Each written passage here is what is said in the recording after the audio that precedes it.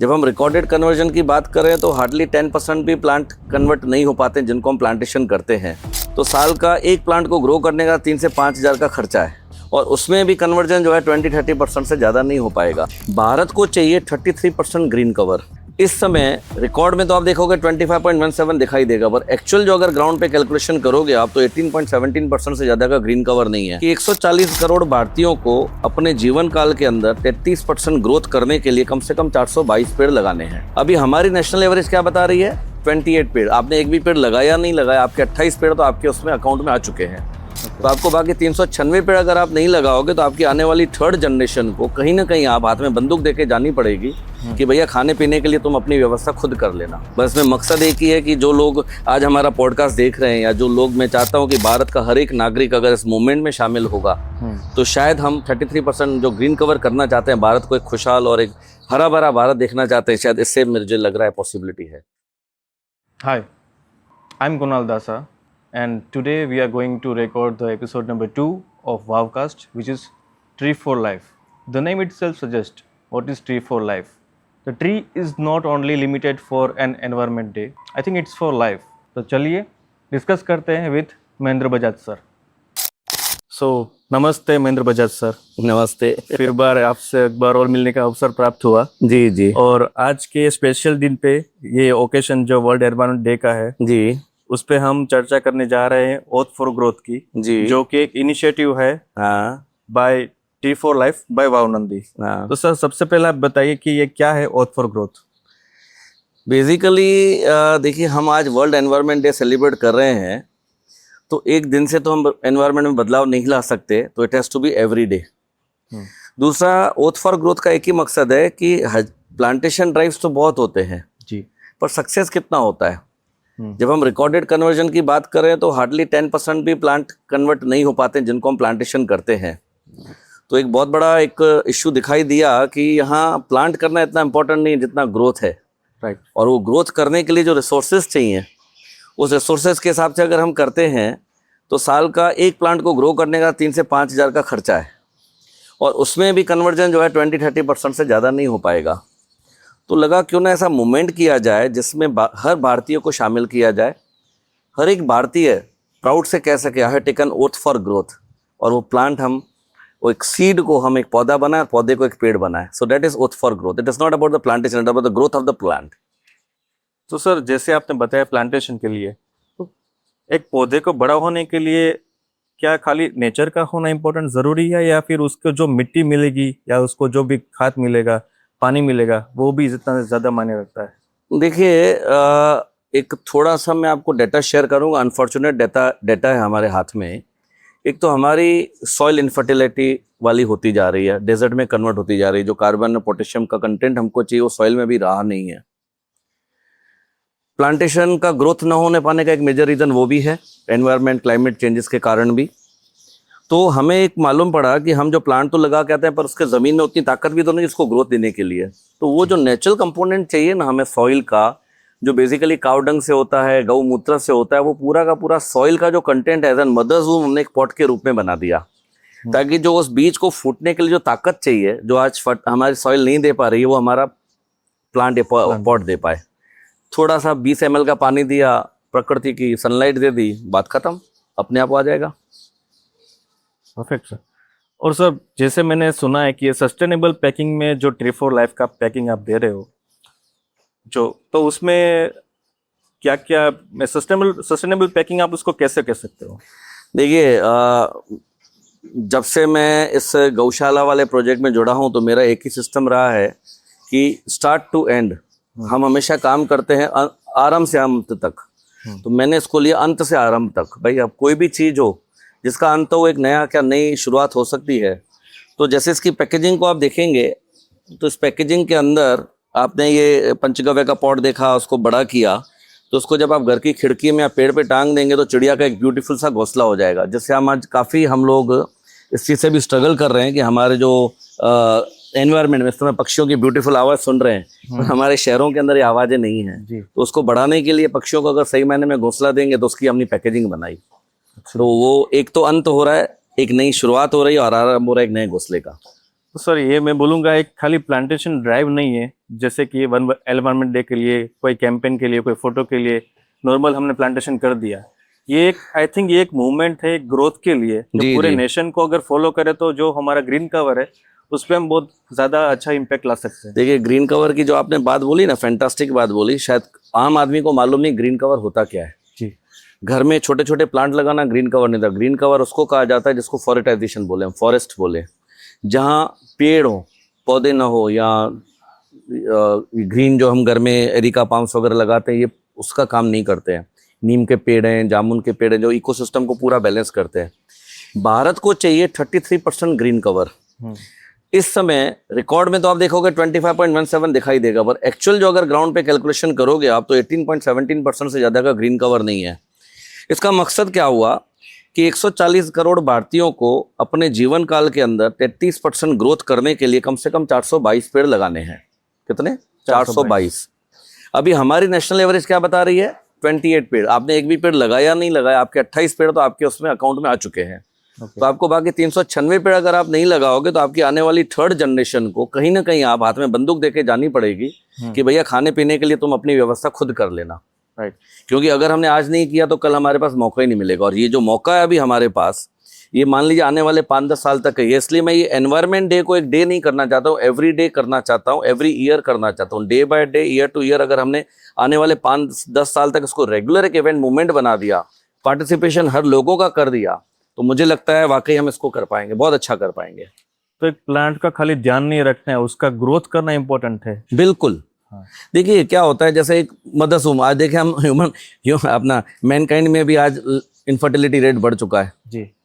मानव के लिए तो समझो है आईवीएफ है, तो पेड़ों के लिए आईवीएफ क्या? तो पेड़ों के लिए आईवीएफ यही हमने गमला बनाया, पूरा खाद का गमला बना हुआ है, अंदर कोकोपीट और खाद दी हुई है, बीज हमने डाले हुए हैं। ये बीज भी हमने रेफरेंस के लिए डाले, इनका एक जर्मिनेशन का टाइम होता है, कोई महीने में, कोई 4 महीने में, कोई 6 महीने में होता है। और जरूरी नहीं है कि वो जर्मिनेट करे, तो हम लोगों को रिप्रेजेंटेशन के लिए देते हैं कि जब भी आप इसको करो, एक फ्रेश बीज लाके इसमें डालो तो 100% उसमें से होगा ही होगा। कोई भी बीज डाल, कोई भी बीज डालो जो उनकी चॉइस हो। पर मेरी इच्छा ये रहती है, जैसे हम इसमें नीम, जामुन, बिली पत्र डाल के देते हैं, जो 80% से ज्यादा हवा में ऑक्सीजन देते हैं। जी। जैसे पीपल है 80% ज्यादा देता है, नीम 80% ज्यादा, 70% ज्यादा ऑक्सीजन देता है। तो हमें चाहिए क्या? हमें ऑक्सीजन की मात्रा बढ़ानी है, हमें ग्रीन कवर बढ़ाना है। तो वैसे ही बीज डालें जो पेड़ बन सके, बड़े पेड़ बन सके। ठीक है। काफी लोगों का फोन आता है, सर आपने दिया इसमें से फूटा नहीं, मैं रोज रोज उसको देखोगे। इसका एक प्रोसेसिंग टाइम है। इंसान को पैदा होने के लिए 9 महीने चाहिए माँ के गर्भ में, एक पेड़ को बड़ा होने में 6 महीने चाहिए।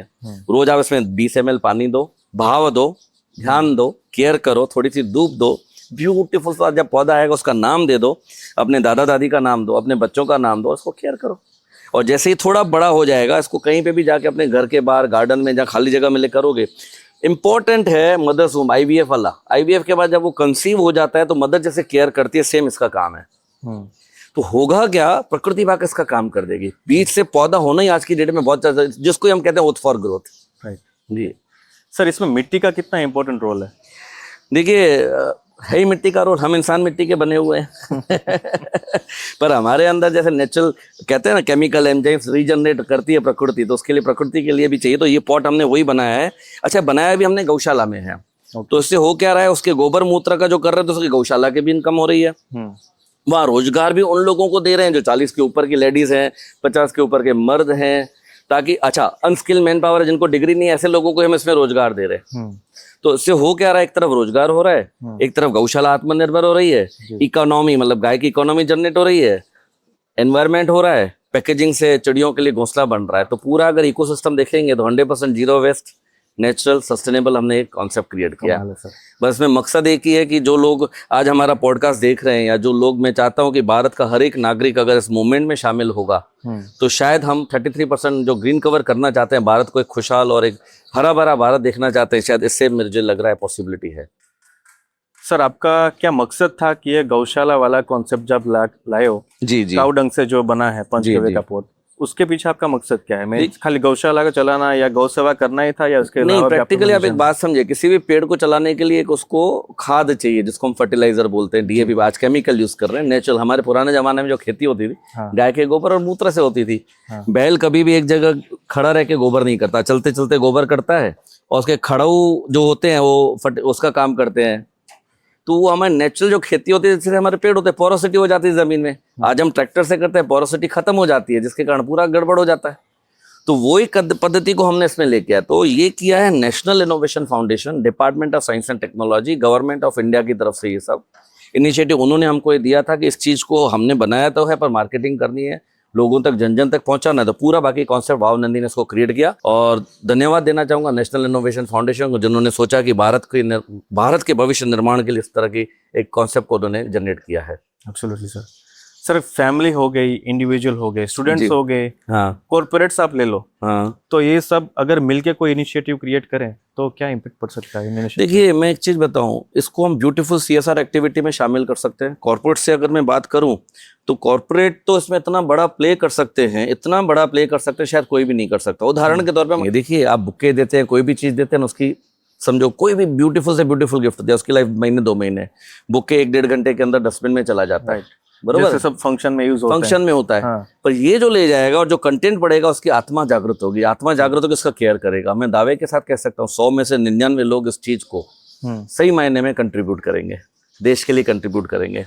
जितने एयरपोर्ट्स हैं बांटे जाएं, पब्लिक प्लेसेस हैं, कम्युनिटीज हैं, सोसाइटीज हैं, जहाँ जहाँ इसको डिस्ट्रीब्यूट किया जा सकता है। होटल है, ताज हयात जैसे होटल हैं, वो अपने रूम चेकआउट के समय अगर अपने गेस्ट को as an good feel factor देना चाहते हैं, शोरूम्स हैं, शोरूम वाले ने आपने ब्लेजर लिया, एक ब्यूटीफुल उनका स्टैंडी लगा हुआ है ग्रोथ फॉर ग्रोथ का, और आपको देते हुए उन्होंने आपको किया, तो आप भी इसको यूज करोगे, आप इसको बड़ा करोगे, तो शोरूम वाले कर सकते हैं। मार्केटिंग कितना हो सकता है, जबरदस्त। आपने शोरूम वाले ने फोटो लिया, ताज ने फोटो लिया, शाम को सोशल मीडिया पे अपलोड किया कि हमने ग्रोथ फॉर ग्रोथ में आज 100 प्लांट्स गिफ्ट किए, आज हमने 1000 प्लांट गिफ्ट किए। हाँ। तो देश दुनिया में इस चीज को हम बहुत अच्छी तरह से पहुंचा सकते हैं। तो एक तरफ ब्रांडिंग भी हो रही है, एक तरफ सस्टेनेबिलिटी हो रही है, जीरो वेस्ट प्रोडक्ट भी हो रहा है, भारत का ग्रीन कवर भी बढ़ रहा है, और जो हमारी सॉइल है डेड होती जा रही है, उस सॉइल को भी हम एक फर्टाइल लैंड बनाने के उसमें काम कर सकते हैं। सर, मुझे लगता है ये पॉट जो भी आदमी ले जाएगा वो उसका पूरा दिल से ख्याल रखेगा, 100%। मुझे तो पूरा विश्वास है, क्योंकि भारतीय जो है उनकी आत्मा तो जागृत है, पर कभी कभी सो जाती है। पर हम कुछ ऐसे एक्टिविटी करने से थोड़ा सा फायर करेंगे, आग तो लगी जाएगी, ऐसी तो पूरी उम्मीद है मुझे। जी सर, एब्सोल्युटली। तो सर, ओथ फॉर ग्रोथ के लिए आप जनता को क्या अपील करना चाहेंगे? मैं एक ही चीज कहूंगा कि ओथ फॉर ग्रोथ अपने आप नाम में ही है। बस आज से आप एक प्रण करें, चाहे 1 पेड़, चाहे 100, चाहे 1000, चाहे लाख, चाहे 10 लाख, चाहे 1 करोड़, जो भी हमारा टारगेट है। 1 साल में 1 करोड़ पेड़, पहले साल में, दूसरे साल में 2 करोड़, तीसरे साल में 3 करोड़ पेड़।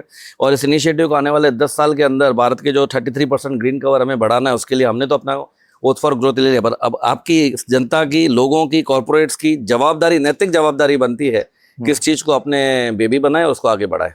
और ये सर, जो ट्री फॉर लाइफ है, उसको अगर कोई लेना चाहे तो कैसे बाय कर सकता है? व्हाट्सएप कम्युनिटी पे ज्वाइन हो सकता है, वहाँ पे ऑर्डर कर सकता है। और treeforlife.in हमारी वेबसाइट हमने बनाई है, वहाँ पे जाके ज्वाइन द मूवमेंट में अपने आप को रजिस्टर करें और इस प्लांट को ऑर्डर करें। डोर डिलीवरी हम पहुँचा देंगे मामूली सी कॉस्ट पे। जहाँ 1 साल का खर्चा 3 से 5 हज़ार आता है, वहाँ 200, 250, 300 रुपये में ये चीज़ आपके घर तक हम पहुँचा देंगे। इतना हम कर सकते हैं। हमने अपना दायित्व समाज और देश के प्रति निभा दिया। प्रकृति के लिए हमें प्रकृति के लिए हमने अपना रोल किया। अब आगे का रोल आप देखिए, फिर कल को हम ये कंप्लेन न करें कि क्या हो रहा है देश में, कौन क्या रहा है। सरकारें अपना काम करेंगी, एज अ नागरिक होने के बावजूद हमारा भी कुछ दायित्व जमीन के प्रति है जो हमें निभाना है। हमने अपना दायित्व निभा दिया, यहाँ तक हम लेके इससे आगे ले जाना भी आपका काम है। वो कितना आप करते हैं वो आपका मैटर है। सर, ये इतना ब्यूटीफुल कॉन्सेप्ट है, मुझे लगता है हर एक फैमिली, हर एक इंडिविजुअल, हर एक कॉर्पोरेट, या आप समझ लो कि हर एक जो न्यू जनरेशन अभी जेनजी आ रहे हैं, आई थिंक सब फॉलो करेंगे। बिल्कुल, तो बिल्कुल ये मुझे लगता है मूवमेंट बहुत लंबी तक चलेगी। एंड आई विश कि जो आप ग्रीन कवर की आपने जो बात की उसको हम अचीव कर सकें। बहुत बढ़िया।